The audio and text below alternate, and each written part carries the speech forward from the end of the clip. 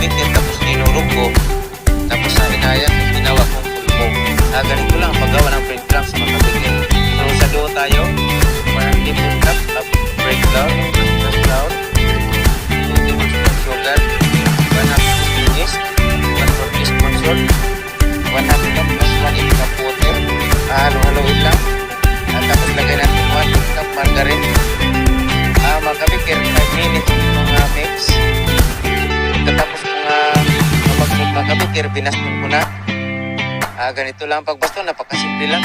Babae lang ang baston. Pagkatapos kung mabaston mga kabikir, pinahiran ko ng margarine sa ko inulong sa ginawa nating breadcrumbs.